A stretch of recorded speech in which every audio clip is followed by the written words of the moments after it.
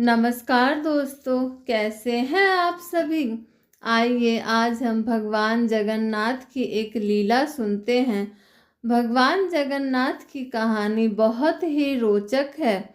जगन्नाथपुरी का रथ उत्सव विश्व प्रसिद्ध है, परंतु रथ उत्सव से कुछ दिन पहले ज्येष्ठ पूर्णिमा के दिन जगन्नाथ प्रभु को 108 घड़े जल से स्नान कराने की प्रथा है।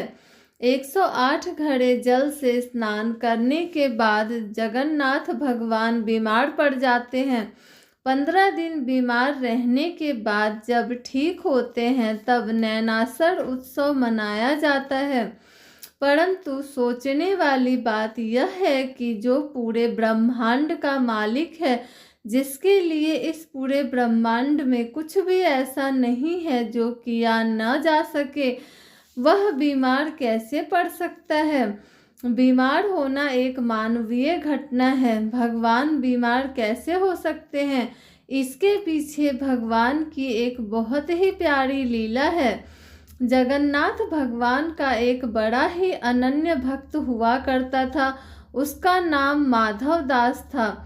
जब माधव दास की पत्नी का देहांत हो गया तो वह पूरे समय भगवान जगन्नाथ की सेवा ही करता, मानो उसका पूरा जीवन उसने भगवान जगन्नाथ को लिख दिया हो। सेवा के बाद जो मिलता वह खाता और वही भगवान जगन्नाथ के मंदिर के पास अपनी कुटिया में सो जाता। सालों बीते पर माधव दास किसी भी दिन भगवान की सेवा से नहीं चूकता। दिन तो बहुत बड़ी बात है, वह किसी क्षण भी भगवान की सेवा से नहीं झुकता। जब माधव दास बूढ़ा हो चला तब वह बीमार रहने लगा। लोगों ने उससे कहा, अब आराम किया करो, तुम बूढ़े हो गए हो और बीमार भी रहते हो। परंतु माधव दास किसी की नहीं सुनता, बस अपनी प्रभु की सेवा में लगा रहता। एक बार की बात है, माधव दास बहुत बीमार हो गया। लोगों ने उससे कहा, वैद्य के पास जाओ, दवाई खाओ। परंतु माधव दास सबसे कहता, जिसके माथ पर हो जगन्नाथ का हाथ, उसे किस बात की चिंता, भगवान है ना, वह सब देख लेंगे। यही कहता और निरंतर अपनी प्रभु सेवा में लगा रहता। एक दिन वह अपनी कुटिया में बीमारी की वजह से बेहोश हो भूमि पर गिर पड़ा। तब प्रभु जगन्नाथ प्रकट हुए। आम मनुष्य भेष में उन्होंने माधव दास को उठाकर चारपाई पर लिटाया। फिर उसके पास रहकर ऐसे माधव दास की सेवा करने लगे मानो एक माँ अपने नवजात शिशु की करती हो। माथे पर पट्टी देकर उसका ज्वार कम करना, उसे काढ़ा पिलाना। माधव दास बहुत ही कमजोर हो गए थे। उसकी सोचने समझने की शक्ति भी बहुत कम हो गई थी। धीरे धीरे जब माधव दास ठीक होने लगे तो एक दिन उन्होंने भगवान को पहचान लिया। पहचानते ही माधव दास प्रभु के सामने हाथ जोड़कर जोर जोर से रोने लगे। रोते हुए कहने लगे, प्रभु आप यह सब क्या कर रहे हैं। मैं आपका भक्त हूँ, मैं आपका दास हूँ, आप मेरी सेवा क्यों कर रहे हैं प्रभु। अपने भक्त के आंसू भगवान श्री हरि ने पोंछकर उन्हें अपने हृदय से लगा लिया।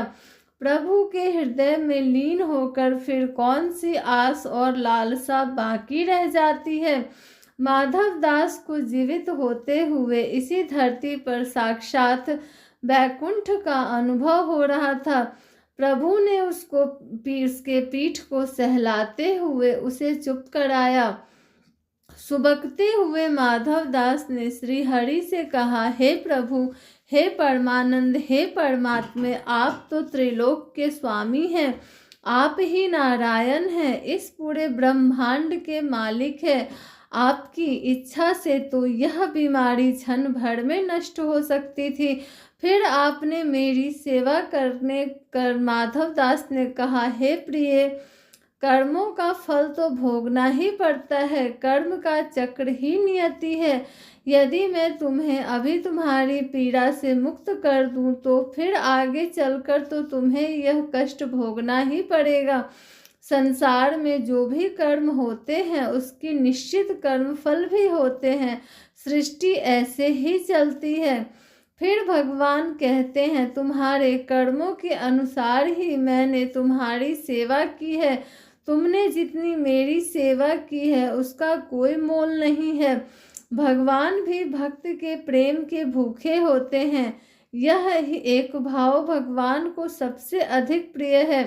तुम्हारा प्रेम मेरे लिए सेवा हो सकता है। जो तुम्हें सेवा की आवश्यकता है तो मेरा प्रेम भी तुम्हारे लिए सेवा हो सकता है। हे प्रिय माधव दास, तुम्हारे कर्मों का फल तो अवश्य मिलेगा, पर तुम्हारी भक्ति से मैं इतना प्रसन्न हूँ कि तुम्हारे बचे कष्ट अब मैं अपने ऊपर लेता हूँ। अब मैं तुम्हारी यह पीड़ा यहीं अंत करता हूँ। तुम्हारे 15 दिन का ज्वर शेष है, जो वह मैं अपने ऊपर लेता हूँ और तुम्हें स्वस्थ शरीर प्रदान करता हूँ। भगवान के ऐसा कहते ही माधव दास स्वस्थ हो गए। उधर मंदिर में ज्येष्ठ पूर्णिमा के अवसर पर भगवान को 108 घड़े जल से नहलाया जा रहा था। नहलाने के उपरांत भगवान का विग्रह जोर से तपने लगा और 15 दिन तक तपता रहा। तब से मान्यता है कि जो भी भक्त की पीड़ा प्रभु हरते हैं, उन्हीं कारणों से वे 15 दिनों तक बीमार रहते हैं और इसका कलंक 108 घड़े को लगता है। धन्य है वो 108 घड़े जल को प्रभु की लीला के अंग हैं। प्रभु की लीला अपरंपार है। Thanks for watching. Like, share and subscribe.